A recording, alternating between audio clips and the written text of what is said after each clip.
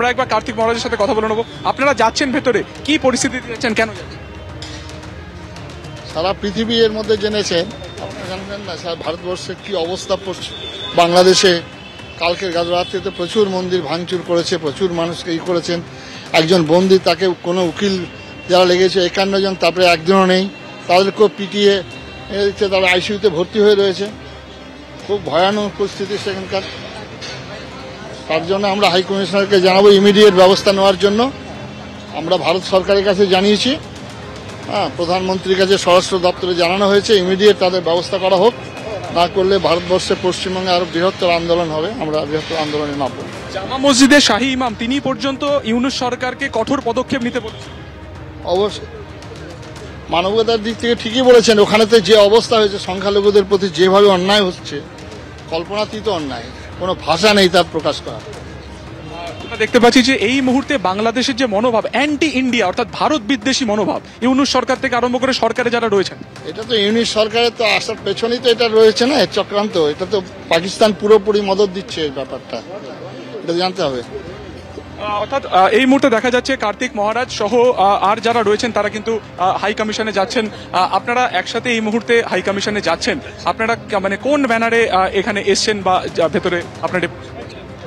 আমরা বিশ্ব হিন্দু পরিষদের এতে আসছি, হ্যাঁ, এবং আমাদের যে আছে, আমাদের সন্ন্যাসীদের যে সেইটা দিয়ে আমরা যাচ্ছি।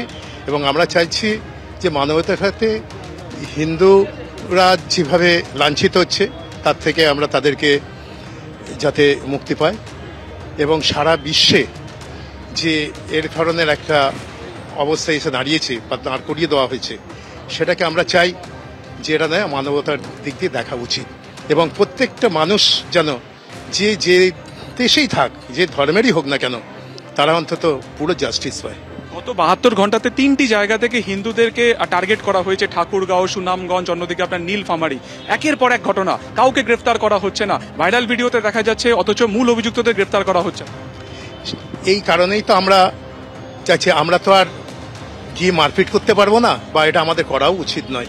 আমরা যেভাবে আইনের পথে যাওয়া যায়, কিন্তু বাংলাদেশে তো বর্তমানে কোনো আইন নেই। কারণ আইন যদি থাকতো তাহলে চিন্ময়ানন্দ মহারাজকে তার জন্যে তো জাস্টিস পাওয়া যেত, তার জন্যে কোর্টে করা যেত, কিন্তু কোনোটাই হয়নি। হ্যাঁ, বা অন্য এই যে জায়গার কিন্তু যে ভাইরাল হয়ে যাচ্ছে, একটার পর একটা অন্যায় হচ্ছে, অথচ আমরা কেন কোনো জায়গা থেকেই তার সুরাহা পাওয়া যাচ্ছে না। এই যাতে সুরাহা পাওয়া যায়, তাই জন্য আমরা ডেপুটেশন দিচ্ছি। এবং আমরা চাই বাংলাদেশ সরকার যারা বর্তমান চালাচ্ছেন, যিনি তার প্রধান, তিনি তো মানবতার জন্যই তো পেয়েছিলেন, হ্যাঁ, নোবেল পুরস্কার পেয়েছেন, কিন্তু তা সত্ত্বেও তিনি কেন এইভাবে মৌলবাদীদের মদতে তিনিও মৌলবাদী হয়ে গেলেন ভাবতে পারছি না। এটা কিন্তু উচিত হয়নি। পুরো নাম শ্রীমৎ কুলানন্দ তীর্থনাথ। দেখা যাচ্ছে এই মুহূর্তে কার্তিক মহারাজ তিনিও কিন্তু রয়েছেন। কড়া পদক্ষেপের কিছু ব্যবস্থা আপনার পদক্ষেপের জন্য ব্যবস্থা নেওয়ার জন্য আমরা প্রধানমন্ত্রীকে আজকে জানানো হয়েছে ইমিডিয়েট ব্যবস্থা নেওয়ার জন্য। আর বর্ডার খুলে দিয়ে অন্তত যারা সংখ্যালঘু, যারা ধর্মের কারণে যারা বিতাড়িত হচ্ছে, তাদেরকে আশ্রয় দান করা। কারণ তারা অনুপ্রবেশকারী আর শরণার্থী, দুটো বিভাগ। অনুপ্রবেশকারী হচ্ছে তারা আসছেন, আর শরণার্থী মানে ভারত সরকারের, ইন্ডিয়া গভর্নমেন্টের প্রতিশ্রুতি ছিল যে তাদেরকে আশ্রয় দিতে হবে। ধর্মীয় কারণে অত্যাচারিত হয়ে আফগানিস্তান, পাকিস্তান তো ধর্মীয় কারণে আসছে না, তারা তো দেশটা ভাগ করে নিচ্ছে ধর্মের ভিত্তিতে। এখানে তারা তাদের ধর্ম কর্ম পালন করতে পারবে না বলেই তো তারা দেশটাকে ভাগ করেছে, পবিত্র স্থান আর অপবিত্র স্থান, পাক ভূমি আর নাপাক ভূমি। আমরা নাপাক ভূমিতে আছি। সুতরাং আমরা প্রধানমন্ত্রীর কাছে জানিয়েছি কঠোরতম ব্যবস্থা নেওয়ার জন্য। ইমিডিয়েট যদি না নেওয়া হয়, সেখানকার অবস্থা খুব খারাপ হয়ে যাচ্ছে। গতকাল রাত্রিতে প্রচুর মন্দির ভাঙা হয়েছে, প্রচুর মানুষকে আহত হয়েছেন। আর সব থেকে একটা মানবতার চরম অবক্ষয়, যেটা একদম জেলবন্দি, তার পেছনে লয়াররা, আইনজীবীরা দাঁড়াবেন, তাদেরকে বাধা দিচ্ছে, তাদেরকে মারা হচ্ছে, তাদের আইসিইউতে ভর্তি হয়ে রয়েছেন।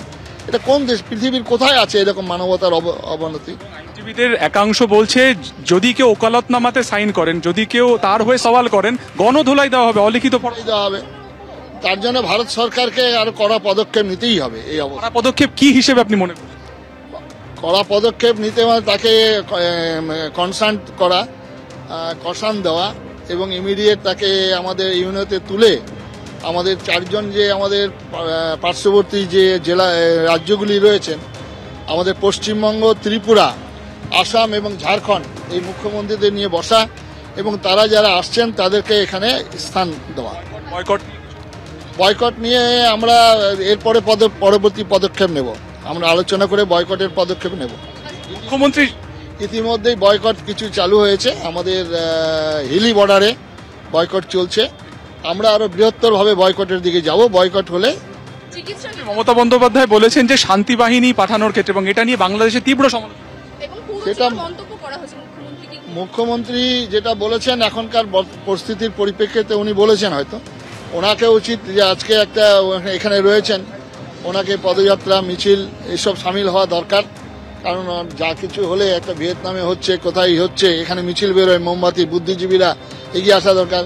তবে আমি খুব ধন্যবাদ জানাবো মিডিয়া বন্ধুদের যে আপনারা যেভাবে প্রচার করছেন, এবিপি আনন্দ থেকে টাইমস ইন্ডিয়া, তারপরে TV9 থেকে আরম্ভ করে CNN, এটা আমাদের বাংলার ক্ষেত্রে খুবই একটা আনন্দের ব্যাপার যে আপনারা এগুলো যোগদান করেছেন, তুলে ধরছেন। সবাইকে আন্তরিক নমস্কার। আমরা দেখতে পাচ্ছি এই মুহূর্তে কার্তিক মহারাজ সহ বিশ্ব হিন্দু পরিষদের একটি প্রতিনিধি দল তারা কিন্তু হাই কমিশনে প্রবেশ করছেন এবং তারা কিন্তু পরিষ্কার বলছেন যে বাংলাদেশে যেভাবে হিন্দু বা সংখ্যালঘুদের উপর আক্রমণ হচ্ছে সেই আক্রমণের প্রতিবাদে তারা ডেপুটেশন দিচ্ছেন।